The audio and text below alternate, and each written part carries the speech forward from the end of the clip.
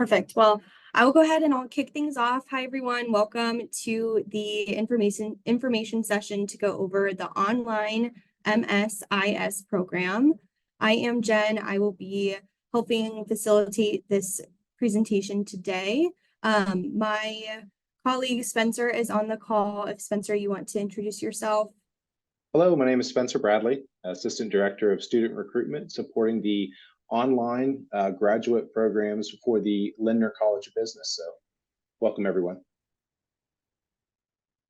And then our program director is Rob. Rob, you want to introduce yourself? I'm Robert Rokey, and I am the MSIS Academic Director in the Lindner College of Business. Awesome. So just a brief overview of how today's information session will run. We will first start by just kind of giving an overview on the Lindner College of Business. You'll get to meet a little bit more about Rob. We'll go through the curriculum for this program and kind of the application process as well. And then at the end, we will do a Q&A. That being said, if you look down at the bottom of your screen, there is a chat box. So please feel free to put your questions in that box as you have them. Don't feel like you need to save them for the end. Throughout this, Spencer will be monitoring that chat just to see those questions as they pop in, and he will ask them as they go. So let's get started. So just an overview of Lindner. We are a Carnegie Research 1 institution, and we also hold an AACSB accreditation. So an AACSB accreditation is really important because it just goes to the top 15% of business schools worldwide. So it's definitely holds a lot of weight that our program has that accreditation level. Lindner has almost 6,000 students enrolled, and about 1,300 of those are graduate students. And we are ranked in the top 75 for business colleges nationally. So that's a little overview of the College of Business. I'll turn it over to Rob if you want to just quickly introduce yourself and then kind of take it over from here. All right, I'm Rob Rokey. I am, as it says there, the Academic Director for the MSIS program. I am a faculty member in the big name Operations, Business Analytics, and Information System Department in the College of Business, and I sit mostly in the information side of the house of the department. We have three groups, synergy working together: operations management, analytics, and IS in there. And you have faculty that run the gambit in terms of quality and research in all those areas. So, and I've been in this position for over 13 years now.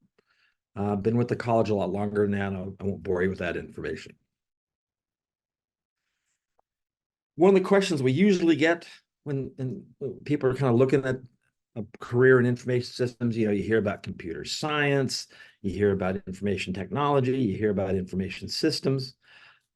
Fundamentally, the major difference, and I'll explain a little bit more later, but the fundamental major difference is we are the technologists with a business perspective. We are using the technology to solve business problems or take advantage of business opportunities. And when I say business, keep in mind, we can be talking for profits or we can be talking for not-for-profits. Both kind of organizations use information systems technology. You sometimes hear people talk about it as management information systems. That's where you get the MIS. Again, that's not a bad way of thinking about it, but we usually call it IS. And part of the reason we focus it here is at the University of Cincinnati, like you'll discover in a lot of universities, we have a computer science option. We have an information technology option. You have an information systems option. So as I was kind of saying before, it's a business discipline. You are coming into a college of business. You are going to walk out not only with technology knowledge, but you're going to walk out with business acumen as well. So it is a business discipline. And we've got the faculty that not only have the technological chops, but they understand business as well. And we have access to all the other departments in the College of Business. So we've got accounting expertise, finance, marketing, human resources, you name it, we have those kind of expertise. And it's not the same. So what you're seeing on this slide is, think of it this way. You got technology, you got business. We're going to teach you the business integrated with the technology. So there's where that nice overlap is. And then because our MSIS program requires you to do an experiential component, which would be an internship or project, depending on where you are. If you're looking to come to the program and then leave where you are at the end of your course of studies and do an internship for the program, which is what our full-time students in person typically do, or are you working and you're happy where you are, you're going to do some kind of project outside your normal sphere, and you're going to gather some domain expertise. And the next little click there, you'll see that's what we're saying. MSIS sits in that little overlapping area. And that's what differentiates us to a large degree from a computer science degree or an IT degree out of criminal justice. So 20 hours of core. I'm going to skip the industry practicum for a second. 14 hours of electives. So the 20 hours of core represent what we have said as a faculty. This is what somebody leaving the Lindner College of Business with a Master's of Science in Information System all have to have in their toolbox. On top of that, the 14 hours of electives is where you get to craft it and fine tune it for what you want to do with it. One of the questions you're going to get from me a lot, if you ask a question, what elective should I take or what should I do, is what do you want to do? So you have 14 hours of electives. 8 of them have to be what we call IS electives. That means either they have IS in front of them at the graduate level, or there are some, for example, data analytics courses like data visualization, stat computing, and others that will count for that.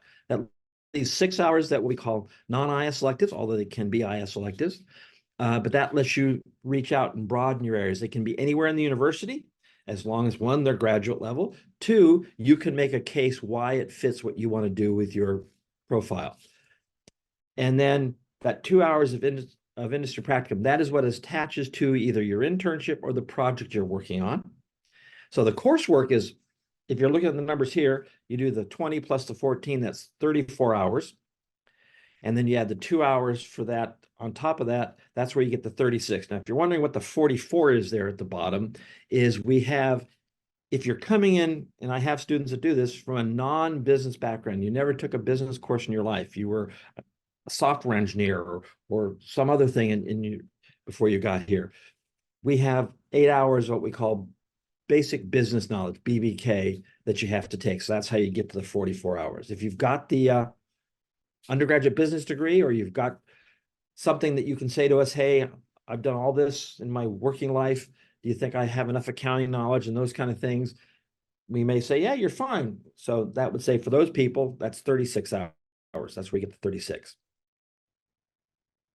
This is the core courses as they stand right now. And the reason I only say it that way is because we're always looking and always reevaluating. So for example, this coming fall, we will be introducing into our elective pool at the moment some courses on AI as appropriate as ChatGPT and other things are happening. And, most likely, not necessarily this next year, but in the future, we may be tweaking some of these courses a little bit to incorporate more AI in the core as well. But this is your core. You got your development courses and those kind of things.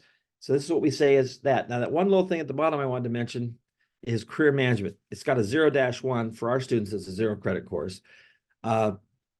Unless you're coming with us for the online, with the purpose of, hey, once I get done with the core courses, I'm going to do an internship.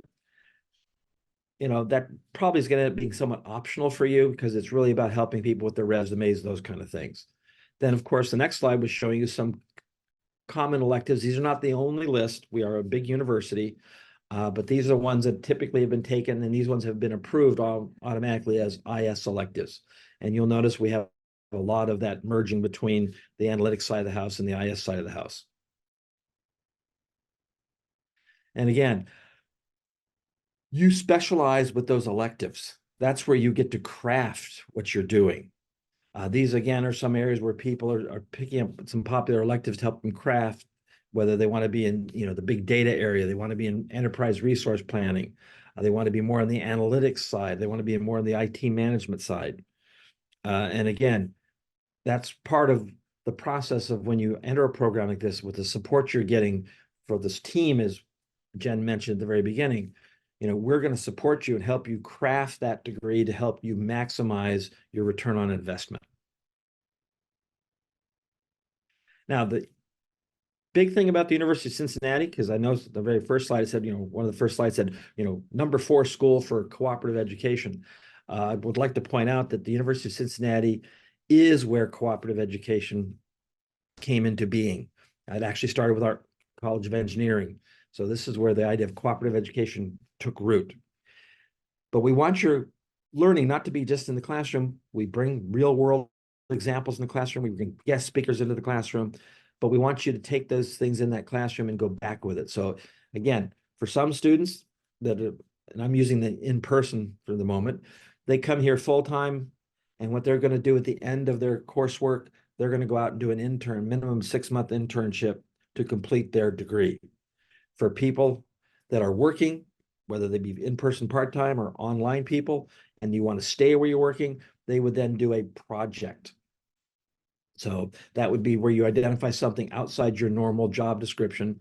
And these are all done after your core courses are done. And the reason it can't be just your job is because that experiential learning is where you're taking what you just learned and applying it to something new that you've never done before, so you can make the reflection back on how that classwork made this stuff easier to do or more relevant, how the stuff you're doing makes that classwork more relevant. And then, of course, we do occasionally, I shouldn't say we have, I don't think we have had somebody yet, but we have the option if somebody's coming into the master's program saying, hey, this is a stepping stone to a PhD, there is a research project, which would be a master's thesis. And again, that industry practicum is 2 credits, depending on how you're doing it. If you're doing a project, you may just take the 2 projects in the semester or so you're working on the project. If you're doing the internship, which I said minimum 6 months, I've had some people do 11 months, then you would take those credits, one of them in each of the semesters you're working, if you want to do that way, where it makes sense financially for you. Again, if you're looking for us to help you find that an internship or change jobs, if you will, we have career services in-house in the Lindner College of Business. We have networking connections. We have all kinds of events. We have, for example, this spring, we're going to be having our Business Analytics Summit that our Center for Business Analytics, which is part of the department, does. Now, with that said, that little bullet item at the bottom there says, I can't guarantee that. We have been very lucky. Our placement rate for internships and upon graduation is around 100%. Only reason I say that is I think I've had one student that I can remember in my career that didn't get a job right as soon as they graduated, but we got plenty of people doing that, and we have a nice large network of alums that you can kind of lean on.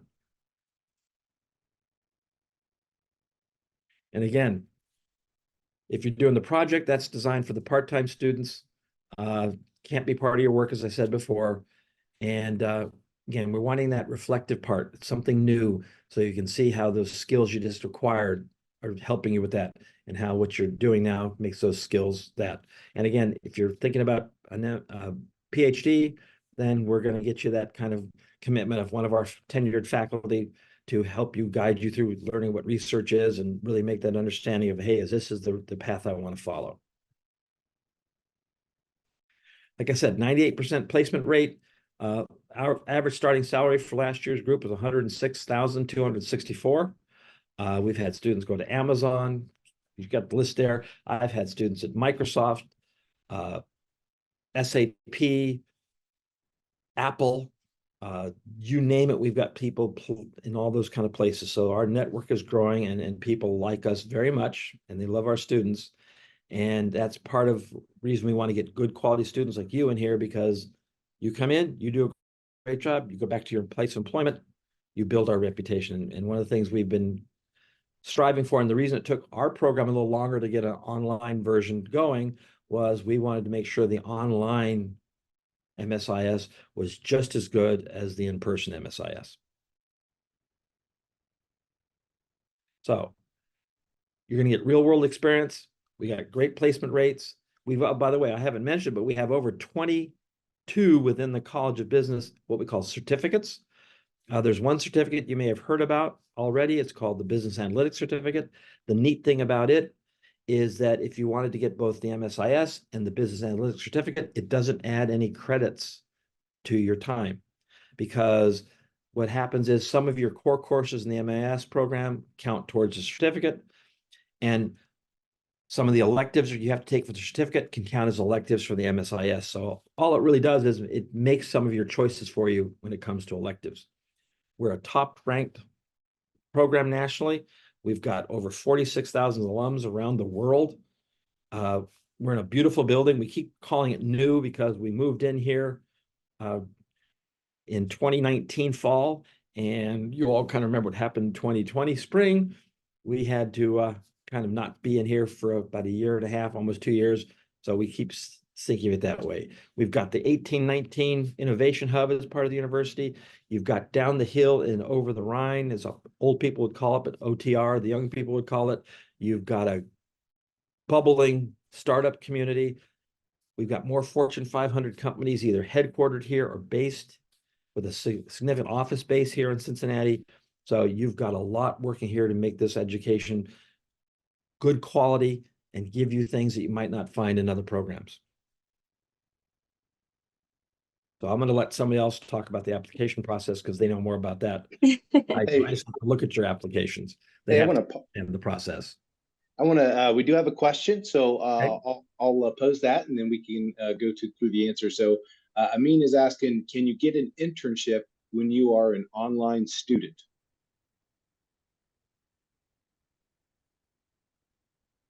The answer I'd have to say is I don't think there's a reason you couldn't. The only reason I hesitate that way is we haven't had that happen yet. So there's nothing to prohibit it.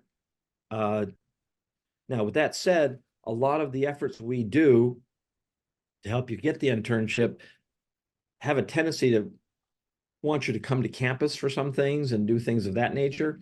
With that said, I don't think we would say no to a student doing it that way if they want to. Yeah, that it is a possibility. Awesome.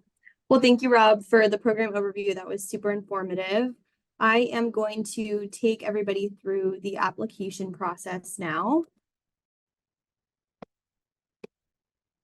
So I think an important thing to remember is that the application process is going to be a holistic review. So Rob and the review committee are not just looking at your transcripts, but they're also going to be looking at a lot of other components. So the first other component besides those transcripts is going to be, you will have the chance to write a personal statement or essay, explaining your goals professionally, explaining why you're specifically looking at our online MSIS program. And it's a wonderful way to just tell your story and to have that personal touch to the application process. You also will be required to upload your resume, of course, so that they can see your work experience, as well as 2 to 3 letters of recommendation. For those letters, you will just enter in the contact information for the individuals that you will be using. UC will then email them a hyperlink that they can click on to upload that letter on your behalf. So once you enter their contact information, you are all set. We will keep our eye on receiving those from them, and we will let you know once we do. The GMAT or GRE is a requirement for this program. There are ways to be waived. There are ways to be waived out of the GMAT or GRE, and those are listed on the website. There is also an interview component. So students, once they submit their application, the review committee will do their review. And if they are intrigued by your application thus far, they will invite you to complete the Kira interview as what we kind of like to say is the final step. For international students that are looking to apply to this program, we do require a NACES evaluation, and we need that evaluation to be a course-by-course evaluation. We typically recommend WES, but there are other members that you're welcome to explore if you want to see those other options. WES is just the one that we have the most familiarity with. It is recommended that we have this NACES evaluation at the application stage. That being said, if your transcripts are in English, you are able to upload what you have while you're in the process of getting that NACES evaluation so that they can potentially review your application without it, but it would be required in the first semester. And it is a lengthy process, so we do recommend getting that started ASAP to hopefully have it in by the time of your application. International students are also required to complete an English proficiency test. These three are the ones that we have at the University of Cincinnati that you can use. So the TOEFL requires a score of 100, IELTS is a 7, and Duolingo is a 115. It's entirely up to you which test you would like to take, so feel free to do research to figure out what makes the most sense for you. I will say Duolingo is definitely one of the most popular ones. I've heard that it is pretty user-friendly, so that is just a good one to go to. Official test scores are sent directly from the agency to us. So if you've completed an English proficiency test in the last 2 years and you have a copy of your score, you're welcome to upload it to your application, but we do need that score to come directly from the testing agency to UC. And those scores are only valid for 2 years. So if you've taken it more than 2 years ago, you would need to retake the test. There are some ways to be waived out of the English proficiency test. So an automatic waiver would be if you received your bachelor's or graduate degree in a country where English is the official language. The others that could be considered for a waiver would be if you received your bachelor's or graduate degree from an entirely English instructing institution, and you would need to upload proof of that within your application portal. If you also passed a nationally administrated professional test that requires those components, then you can be potentially considered for a waiver. And then lastly, completion of a level 112 of intensive instruction could be considered for a waiver. U.S. permanent residents do not need to provide proof of English proficiency as part of the application process. So looking ahead to some deadlines and start dates, which is super exciting. For summer, we still have plenty of time to get applications in. The application deadline is going to be April 15th for the summer term. If that feels a little too close and you want to push it out a little farther, that is absolutely fine. Both the fall 2024 and spring 2025 applications are open, so you're welcome to log in and start your application as soon as today. The fall deadline is July 31st, and the spring deadline is December 1st. To go over some tuition and fees, this program is a part-time only program, so students pay per credit hour that they are taking. So for Ohio residents, it's very easy math. It's $1,000 per credit. Anyone outside of the state of Ohio just pays an extra $15. So it would be $1,015 per credit hour. You pay per semester. So if you're just taking 6 credits for summer semester and you're an Ohio resident, that would be $6,000 that's due at the front of the semester. So you're not paying for the whole program up front, you are just paying per semester as you go. As far as financial aid and scholarship information, students are always welcome and encouraged to complete the FAFSA to see if they're eligible for any federal grants or loans. If you are eligible for military benefits, please contact your regional VA representative to determine if your benefits will be part of the program as coverage. And tuition payment plans are available.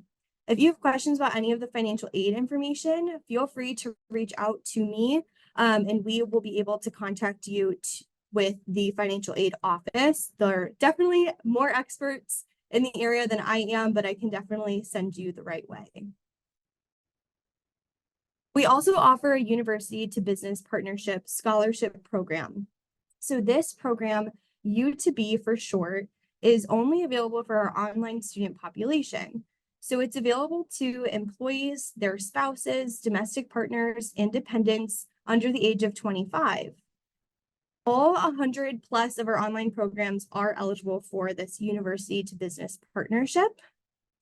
And UC enrollment advisors are able to help you with the application requirements, deadlines, all of those specific needs. So again, at the end of this, we will provide our contact information. So if you're curious to see if your company is one of our partners, feel free to reach out and we will be able to tell you if they're a partner, and if they're not already a partner, we'll be able to give you those next steps to start that process. It is at no cost to your employer.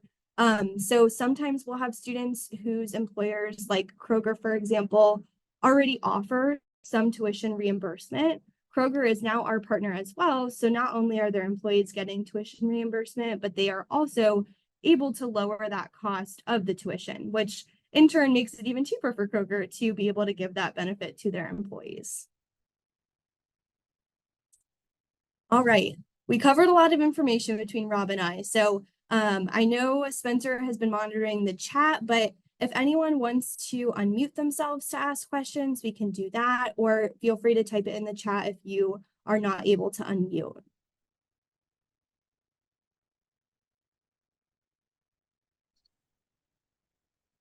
I have unmuted everyone, so that is everyone does have the ability to verbally ask a question, or encouraged as well to type any question into the chat feature or the Q&A box. Also, if you're maybe a little shy and would prefer to email information, feel free to do that as well to our team. We are happy to field any questions that way as well. But I'll pause and open it up to the group for any questions that they may have.